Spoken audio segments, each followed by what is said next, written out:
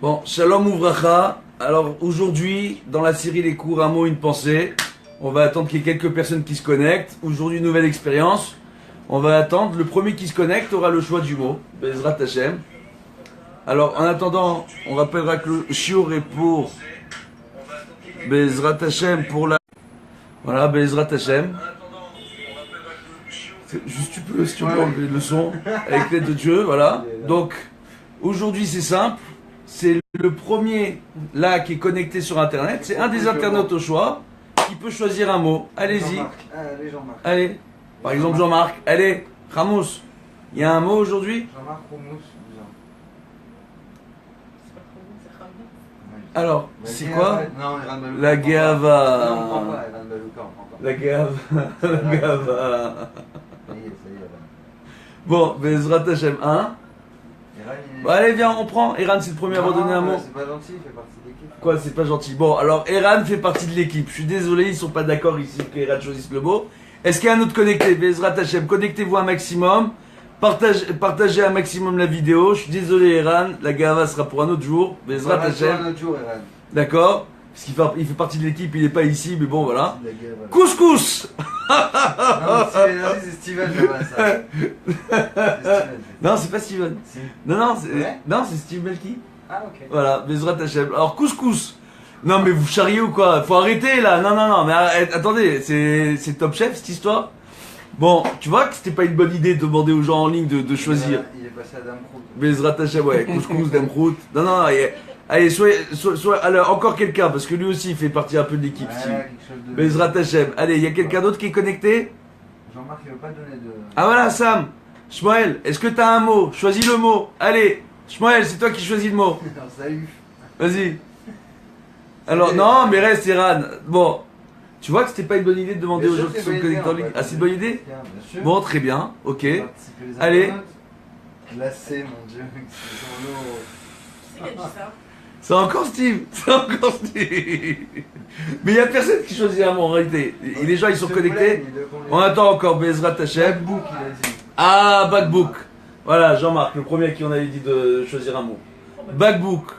Donc, on traduit Backbook en français, c'est une Bouteille, mais un biberon aussi, non? une bouteille, ouais, ou un biberon de bébé. Bezrat Hashem. Avec l'aide de Dieu. Bezrat Hashem. Donc maintenant, on va commencer le cours. Le mot du jour, c'est bouteille. Donc, ils enchaînent les mots. Alors, vous savez quoi? Tous les mots qui ont été donnés aujourd'hui, on va les prendre. Et les jours à venir, on va choisir chacun de ces mots et on va vous donner un cours avec l'aide de Dieu. D'accord? Mais aujourd'hui, le mot qui a été choisi, c'est le mot bouteille. Bezrat Hashem. Donc, le mot bouteille, qu'est-ce qu'on va faire avec l'aide de Dieu avec ce mot-là? Bezrat Hashem comme shiur. Avec l'aide de Dieu. D'accord? Donc, je vais vous raconter une histoire avec l'aide de Dieu, avec bouteille. Avec bouteille. Alors là, vraiment, c'est... T'as le droit à 5 minutes. Hein? T'as le droit à 5 minutes. Non, je dois enchaîner direct. Alors, oui, alors Refoua chez les mains pour Phoebe Batrémonde et Simon, d'accord? Maintenant, Refoua chez les mains pour tous nos malades, la réussite de tout à chacun, d'accord? Ilou Nishmat, l'élévation de l'âme de chaque personne. Le cours, il va durer un petit peu plus que 5 minutes, Bezrat Hashem. On va parler du Inyan de la bouteille, Bezrat Hashem, ok?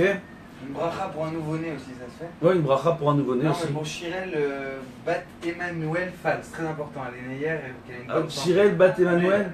Ouais. D'accord, Bezrat Hashem, une bonne santé pour elle. Amen, amen. Voilà, avec l'aide de Dieu. Maintenant, on va voir avec l'aide de Dieu, Bezrat Hashem. En termes d'alacha, il est rapporté dans la Gemara qui sera pas bien vu de boire directement à la bouteille. Ça, vous le saviez ça ou pas? Non. Et voilà. Donc on parle de quoi en réalité? On parle que quand on a une grande bouteille qui fait 1,5 litre, par exemple, une grande bouteille d'eau, une grande bouteille de jus, etc. Si on a un verre et qu'on peut servir dans un verre, c'est mieux. D'accord? Ah oui. Pourquoi? Parce que ça encourage.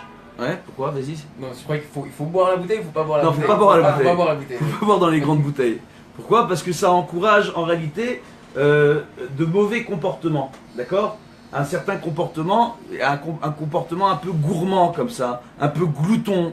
D'accord? On oublie de se tenir. Alors bien sûr, si quelqu'un se retrouve dans le désert ou dans un jour de forte chaleur et qu'il n'a qu'une grande bouteille d'eau pour pouvoir boire de l'eau, il pourra boire de l'eau à la bouteille, c'est pas ça. Mais si on peut se servir l'eau dans un verre, d'accord, et qu'on n'est pas dans un problème de forte chaleur ou quoi que ce soit, d'accord, il vaudra mieux se servir dans un verre pour éviter d'encourager certaines mauvaises midotes, d'accord, de mauvais comportements. Alors, à quoi ça ressemble en réalité? Quand on voit en réalité qu'un homme il doit faire attention, de la même façon que lorsque on va servir un plat à table, d'accord, et que je sers par exemple un plat dans un grand saladier, ne pas manger à même le grand saladier, de se servir dans une assiette, d'accord? Tout simplement, pourquoi? Parce que ça encourage de mauvaises midotes. Mais on le fait à Shabbat pour faire des brachot avant les tefilot. C'est-à-dire nous. On prend une pomme de terre, une feuille, on fait la bracha. Non, toi tu parles des petits raviers, Ouais. moi je te parle d'un grand saladier, d'accord? Dans les petits raviers qui sont à table avec les petites salades, on parle pas de ça, on parle de quelqu'un qui va prendre dans un grand saladier. Même les salades, en réalité, c'est mieux de venir prendre et de se servir dans une petite assiette chaque salade qui est à Bien table. sûr, C'est mieux, d'accord. c'est mieux. Voilà, Bezrat Hashem. Donc on voit en réalité par rapport à cela justement qu'il y a toute cette façon de se comporter. À chaque fois que je donne un cours, j'ai les téléphones qui sonnent. Dieu bénisse. Donc on voit, Baruch Hashem, qu'il est très important de faire attention à ça. D'accord? Pour quelle raison? Pour qu'on puisse prendre le temps de profiter de ce monde comme il se doit, vis-à-vis de son créateur, et de comprendre que, en réalité, on doit arriver à se contenter de peu dans ce monde. D'accord? Quelqu'un qui va être trop glouton, qui va vouloir prendre une trop grande... qui va vouloir directement se servir dans le saladier.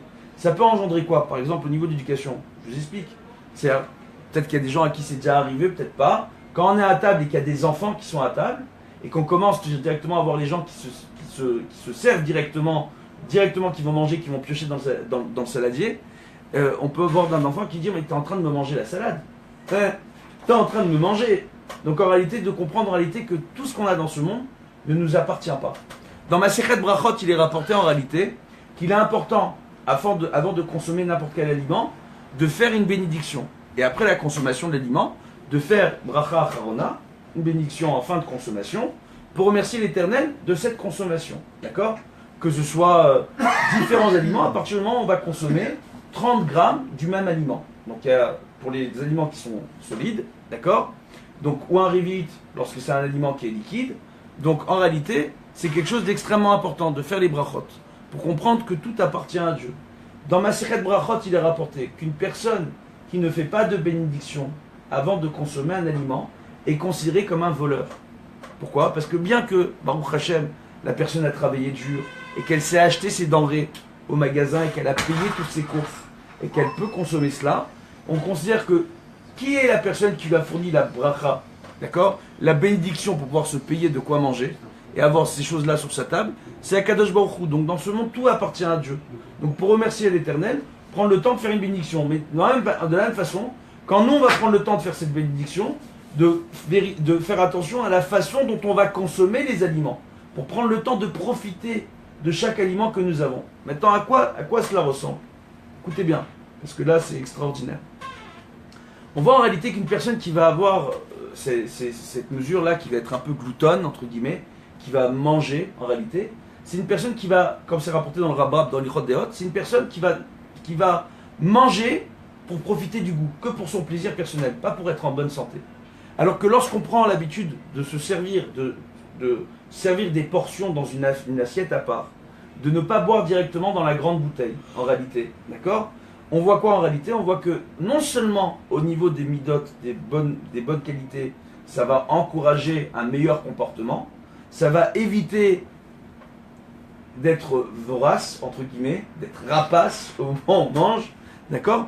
Mais en plus de cela, sur le plan physiologique, ça va permettre à une personne, tout simplement, d'arriver à doser son appétit et sa façon de consommer des aliments. Une personne qui mange de façon vorace, qui ne prend pas le temps, qui n'est pas à l'écoute de son estomac, le Rambam dit que lorsqu'on mange, on doit toujours arrêter de manger alors qu'on a encore un petit peu faim. D'accord? C'est rapporté en réalité que lorsqu'on va consommer, au moment de manger un repas, il faudra que notre estomac soit rempli d'un tiers de nourriture solide, d'un tiers de liquide, et le dernier tiers, il faudra que ce soit vide en réalité. Et c'est un espace vide pour permettre à l'estomac d'avoir une meilleure digestion. Lorsqu'on fait cette meilleure digestion, la communication entre l'hypophyse, d'accord, et les glandes surrénales se fait de meilleure façon.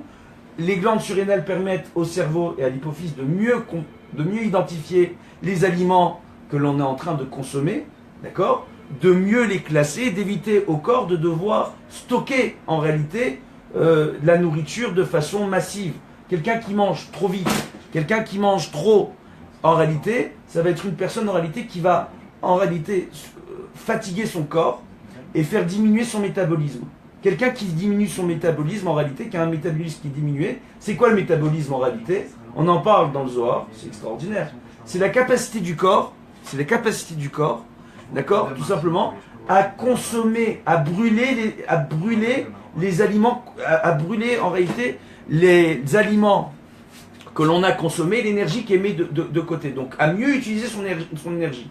Raison pour laquelle on va retrouver parfois des gens qui peuvent manger de bon appétit et qui n'ont pas forcément maigrir. Et on en voit d'autres, parfois, ils ont beau manger de la salade verte toute la journée, d'accord? Dès qu'ils vont avaler un borécasse, ça va se voir tout de suite. Ils vont prendre 300 grammes, 500 grammes par borécasse. C'est-à-dire le poids du borécasse de 30 grammes, il se transforme en 500 grammes de gras. Pourquoi? Pour quelle raison? Parce qu'à partir du moment où on consomme trop de glucides, trop de lipides, trop de protéines, trop, le corps se met à créer une hormone qui s'appelle l'insuline, d'accord? Cette insuline, qu'est-ce qu'elle fait? Elle empêche le corps de pouvoir se débarrasser de toute la nourriture qui a été stockée dans le corps. Et cette énergie-là est transformée en gras, qu'on va retrouver autour des organes, au niveau du ventre en général, d'accord, au niveau des hanches, etc. Et on prend une forme de bouteille, entre guillemets. Donc, qu'est-ce qu'on voit? Et on s'arrêtera là-dessus, Bezrat Hashem. On voit là-dessus en réalité que quand je prends le temps de manger, mais de me servir des portions, de faire attention à ma façon de manger, donc de travailler mes midotes, tout simplement, je vais permettre à mon métabolisme, au lieu de ralentir, de se maintenir à un bon rythme, en faisant attention aux heures auxquelles je vais me coucher, en faisant attention en me levant suffisamment tôt le matin. Donc on voit en réalité quand une personne prend une hygiène de vie qui suit les règles de la Torah, se lever tôt le matin pour aller faire cette fila, se coucher pas trop tard le soir, d'accord, de quoi faire tikkun kratzot, et après aller au lit, d'accord, la kratzot anaïla, la prière en souvenir de la destruction du temple, d'accord, chaque soir normalement que l'on se doit de faire. Ou qu'est-ce qu'on voit en réalité? Donc de ne pas se coucher trop tard et d'avoir un temps de sommeil qui soit correct. Le Rambam rapporte que le temps de sommeil minimum pour une personne adulte, c'est 8 heures par nuit. D'accord? D'autres poskim parlent de 7 heures, 6 heures minimum du minimum pour une personne adulte. Si on dort moins que cela, on met sa vie en danger. C'est le Rambam qui le rapporte.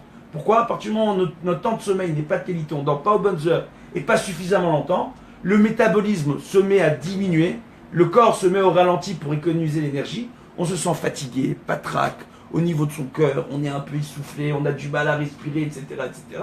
Et lorsqu'on le mange, en réalité, la moindre bouchée de nourriture se transforme dans notre corps en mauvais gras. D'accord? En réalité. Donc qu'est-ce qu'on voit?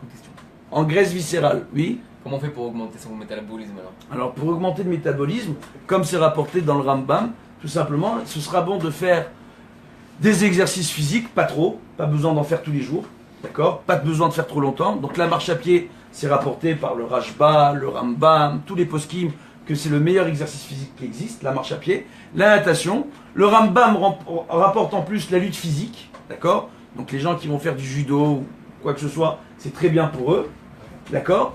Mais pas trop, ça c'est premièrement, pour faire un petit effort physique, prendre le temps de se coucher pas trop tard, de se lever pas trop tard le matin, d'accord? Et ce qui est très très important, dès qu'on se lève le matin, il est rapporté dans la Gemara, dans Masechet Brachot, de prendre pas de shacharit, donc de manger le matin, d'accord? Mais après la tfila, ce qui veut dire en réalité, quand Chachamim nous disent qu'une personne avant la tfila ne doit rien consommer, donc ça veut dire quoi? Une tfila, elle dure combien de temps? Elle dure au moins 1 heure le matin, d'accord? Une tfila bien faite. Il y a au moins un laps de temps d'1 heure. Il est rapporté tout simplement qu'avant la tfila le matin, on pourra prendre, si on est fatigué, une petite tasse de thé, du café. Le Chida rapporte qu'il faudra mieux éviter le sucre pour la gourmandise, mais aussi pour la bonne santé. Les médecins aujourd'hui, les diététiciens recommandent de boire du thé plus que du café et sans sucre, si possible le matin, d'accord? Et on te dit qu'ils pourront boire de l'eau. Donc de boire au moins, on dit le matin, kiton shel maïm, 1 litre d'eau, d'accord? Et en réalité, on voit qu'avant la tfila, on peut boire de l'eau. On pourrait consommer de l'eau, on peut boire de l'eau. Et en réalité, les médecins d'aujourd'hui nous rapportent que lorsqu'on se lève le matin, il sera bon de boire 3-4 verres d'eau pour permettre au métabolisme de se remettre en route et de se débarrasser de toutes les toxines dans les intestins qui sont créés par la digestion des aliments qu'on a consommés la veille, au soir. Vous comprenez ce que je suis en train de vous dire?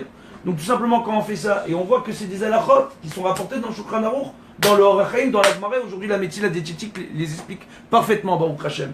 Donc on voit en réalité que comme cela, on permet à son métabolisme de se maintenir et même d'augmenter, ce qui veut dire en réalité que le corps de façon naturelle va brûler les calories, va brûler le mauvais gras qui vient, qui enveloppe les organes et qui peut provoquer des problèmes de santé très graves, Chas v'Shalom lo aleinu, et se débarrasser de ce gras. Et en réalité, c'est aussi connu, en matière de sport, c'est impossible de se débarrasser du gras, de la graisse, de façon locale. Donc quelqu'un qui va faire des abdos, c'est pas pour autant, même s'il voit des plaques d'abdominaux qui vont apparaître, c'est pas pour autant qu'il arrive à se débarrasser du gras. En réalité, le gras, là-bas, il va s'envelopper autour des muscles. C'est quelque chose de catastrophique. Alors que quand on augmente son métabolisme, tout simplement, le gras de lui-même va commencer à s'éliminer de lui-même. Donc quand tu dis quoi? Quand tu te lèves le matin, va faire ta tefila. Va consommer, va prendre ton petit déjeuner 1 heure après t'être levé le matin. À partir du moment où on se lève le matin et qu'on est plus ou moins un genre, on n'a fait que boire de l'eau, on permet au corps de se débarrasser de son taux d'insuline. Le taux d'insuline redescend et l'insuline empêche le corps de pouvoir se débarrasser des glucides. Les glucides, c'est pas que le sucre, d'accord? Tout ce qui est pâtes, riz, etc., ça rentre dans le domaine des glucides. On se débarrasse du glucide et ces glucides-là qui sont stockés naturellement par le corps, quels que soient les aliments et la quantité d'aliments qu'on consomme, se retrouvent débarrassés naturellement du corps. Donc la personne, naturellement, va arriver à se débarrasser de ce gras-là. C'est des points qui sont importants pour avoir une bonne santé, une excellente santé. On voit que la Torah, elle pense à tout, Baruch Hashem. On voit qu'aujourd'hui, la diététique et la médecine ne font que donner raison aux lois que nous ont imposées nos maîtres depuis le don de la Torah avec Moshe Rabbeinu par rapport au comportement qu'on se doit avoir le matin et notre façon de consommer. En plus, il y a une autre chose, pour augmenter son métabolisme, ça ne sert à rien de manger des tonnes et des tonnes, d'accord? Il faut manger des repas avec un écart suffisamment entre chaque repas. On voit aujourd'hui que les poskim recommandent d'attendre 6 heures entre chaque repas. Bezrat Hashem, au minimum.